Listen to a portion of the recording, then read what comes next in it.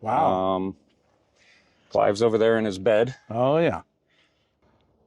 And if the house batteries are fully charged, it'll go back and trickle charge my starter battery. So I virtually never have to worry about running out of juice. Hi, everyone. Welcome back to my next video. Today we're going to meet Ron, Cap'n Ron. How are you, Ron? I'm very good, thank you. And how did you become Cap'n Ron? I was a electrical foreman, and I worked on a job, and the kids under me just started calling me Captain Ron one day. And when I came out to the desert, and a lot of people have their nicknames, it just makes it easier to remember. Yeah, that's a colorful one, so that is helpful. And how long have you been on the road? I've been on the road a little over 1 year full-time, and then I did part-time for 2 years before that. Good, so you've been out for a while now? Yeah. So are you retired then? Yeah, I retired. I was union electrician for 27 years, didn't make it to the 30 year, so took a big cut on my pension, but I ran the numbers and figured I could live out here much easier, much better life. And I always tell people, I have enough money that I could have a house, small house, or a nice apartment, and then I could sit in and watch TV all day. Yes. I wouldn't be able to afford to travel. And so this has been just great. Yeah. So you might have a tiny home you live in, but you've got an enormous and beautiful backyard. Yep, the whole country. Yeah. Because I'm from back east, and I love spending time in the forests and the woods out there. So would it be okay if we took a look inside your rig? Sure. Let's do that. Sure. If this is my 2013 Chrysler Town Country, my wife and I had planned on traveling when we retired, and in a few years, and then unfortunately she passed away from cancer, and the winter was coming up, and we'd been watching your videos and all the van life videos, and so winter was coming up, and I just said, I can't stay in this house. So I took a 5-month trip out here, went down to, I always had a dream of sticking my feet in one ocean and then the other. So the first year out, I went down to Florida, stuck my feet in the Atlantic. Then I drove over to San Diego, stuck my feet in the Pacific. Then I came back out here for the RTR, where I met you for the first time. And that was, the whole thing was a life-changing experience. And so I want to thank you and everybody else I've met out here. Yeah, it really can be a life-changing and healing experience, as you said. Very much so. All right, so show us around a bit. Okay, well, like I said, this is a 2013 Chrysler Town and Country. When I first took off, I kept getting the advice of people saying, use what you got, and this is what I had. So I just threw a mattress in there with some totes and lived out of that. And then when I decided I was going to go full-time, I built it out a bit. This is a new addition. I just did that this year while I'm out here. I moved my fridge, used to be where the file cabinet was, right next to my head. So I took out the passenger seat and finally upgraded to a refrigerator freezer. Oh, wow. And who makes this one? This one is a BODEGA. A BODEGA, and I've been real happy with it. It's nice having a freezer, because when you're out traveling and you go to Walmart for food, you can't buy a chicken breast. You got to buy, usually 2 or 4. Right. So now I can buy one and freeze them. I can also have frozen vegetables, which are much nicer than canned vegetables. And so this is a game changer for me. I do have a cat named Clive. He'll show himself here in a bit. And his cat box is up in the floor area there. And all I can say is if you're traveling with a cat, just scoop, scoop, scoop, baby. Yeah. This is my house, my living area. Wow. Clive's over there in his bed. Oh, yeah.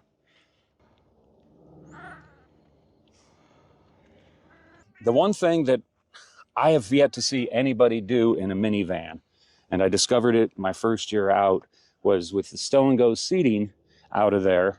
It allows me, since I'm tall and in a minivan, the first thing I hated about this minivan was trying to put on pants. I'd have to lay down there and do that whole skinny jeans thing. And then I discovered I could do this, and although I can't stand up, I can stand up enough to put on my jeans. So that's been a game changer. So I'm going to keep this until I've seen the whole 48 at 24 miles a gallon. I've got a full computer, little mini computer built in under here. And here's my monitor. You might recognize this guy. Oh yeah, I know that guy. And that, but yeah, it's nice. I can point it outside if I want to watch TV outside, or I can swing it around like that and have a nice full view. It makes it just seem so much larger in here. A lot of this build was inspired by my wife, who, like I said, passed away. She was an artist and a hoarder. They go hand in hand. But she made these boxes. These are just ramen boxes covered in tissue paper and that. And these are just, she made these corks, which do well at holding everything in. These are memory cards from a computer and that. Of course, I can't travel without my guitar. Yeah, all my jeans and shorts go in there. Mm-hmm. And so that works out real well. Nice. It's really well designed. Well, thank you. It is very comfortable. I really enjoy it. When I have a base camp, like when I'm out here in Arizona, my awning, like I said, will come out 10 feet. I've got one of those CLAM screen tents that I'll set up right here. So even if it's raining, I can come out, walk into the tent, play cards with my friends, make dinner or that. So I live very comfortably when I'm out here. Right now, this is pretty much set up for the setup you see is for when I'm traveling. Right. And that, because I am from Ohio and I love going to Michigan and the UP and New England. So I spend a lot of times in the summers out that way. And then I come out here in the, for the winter and meet all these wonderful people. And then coming around to the back, I have my traveling kitchen is back here. I have my file cabinet that I use for my traveling kitchen. I can keep pantry items in the top. And then I've got my stove, just your good old butane stove in there, and I can take it out and put it on a picnic table or a table that I carry with me. And down here is just all my herbs and spices and cutlery and that. And it works out real well when I'm traveling. I do travel with a trailer, and I set up one of those CLAM tents. Oh, yeah. And have an actual kitchen. I love to cook and that, but I didn't bring that with me. Oh, and I can do this also. So when I'm out and about, I can set the stove here. I've got some prep surface and that works out real nice. It works out really well. Obviously, my bed, this, I can prop this up, but I took out all the seats, so I've got the stow and go seating. Nice. And underneath there, I've got more cookware. I've got camp gear, lights, and just my shovel and just stuff you need when you're out in the woods. Mm-hmm. And also, if I leave it set up like this, then I've gotten myself a nice little chaise lounge. You do. That's excellent. And that's so I can sit around in the evenings. That's excellent. I am a retired electrician, so this is the heart and soul of the electrical system. Mm-hmm. And this is a Renogy DC to DC charger with MPPT solar charger built into it. What's really great about it is the alternator is hooked up here. My solar comes in here. And then, of course, it goes down. I've got a 200 amp hour of lithium battery in the bottom.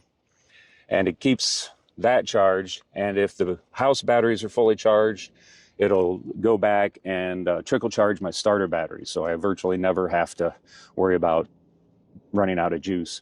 I also have a WeBoost, nice, which comes in real handy. Yeah. For when I'm out in the woods, I can go just a little bit deeper. Yes. And get away from a few more people. Nice. That's the best thing. I also have a 5-gallon water tank in the stow and go seat it there. Mm-hmm. And so that's what this is for. That's to fill it. And that, so this is basically the control center of my electrical system. Nice. Up on the top, you can see I've got some auxiliary lights because, as you know, driving around out here in the desert at night is not the safest thing to do. Probably 90% of the times I've driven at night in the desert, I've gotten lost at least a little bit. Oh, yeah, it's so easy, especially when there's not a full moon, right, and it's dark.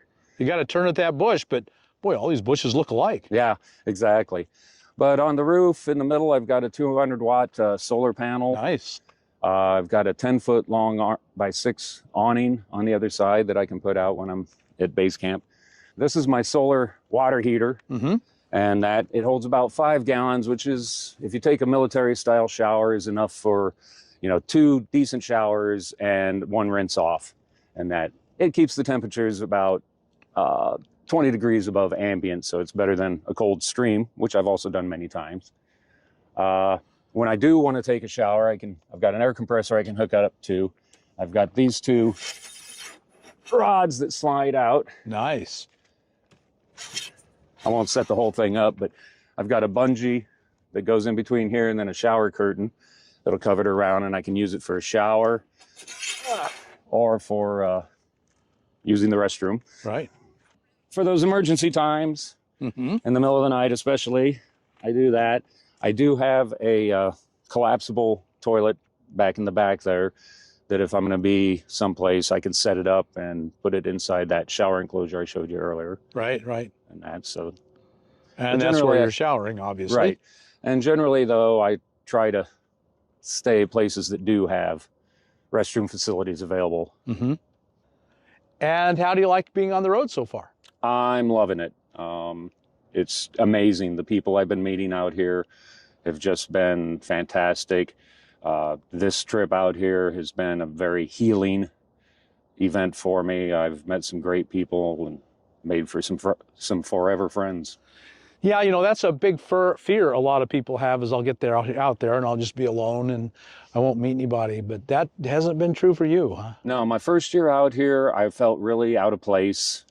Didn't know anyone. Met 2 gentlemen that sort of took me under their wing. And that was for my first little adventure, 5 months, to see if I liked this life. And then since then, I've gotten to know a lot of people. I'm even starting to feel like a true quartzite person. I went walking into one of the eateries in town and I felt like Norm from Cheers, because everybody goes, "Hey, Captain Ron." Yeah, oddly enough, I can speak for myself and you and everyone I know say they've had more friends out here than they ever had before. Definitely. Yeah, and deeper friendships. I'd say virtually everybody I've met out here, I can call a dear friend. Yes, yeah, it's astonishing. It is, it's amazing. Boy, it is great. That is a really well thought out and designed setup. One of the best I've seen. And I say that all the time, but this is certainly top 5. Oh, well, thank you. Very, very clever. It just sort of, like I said, the first time out, it was a mattress and some totes.